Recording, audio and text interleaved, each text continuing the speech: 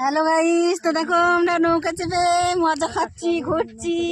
দেখো একটা বড় নদী, কত বড়। দেখো আমরা সবাই মিলে ঘুরতে আসছি। তো নদী কে কে ঘোরো নাই, নৌকাতে তাড়াতাড়ি চলে আসো। এই দেখো আমরা সবাই মিলে ঘুরছি। এটা আমার বোনের মেয়ে। আমরা বোনের বাড়ি এসছি। দেখো নৌকা, কত নৌকা, দেখো কত সুন্দর লাগছে।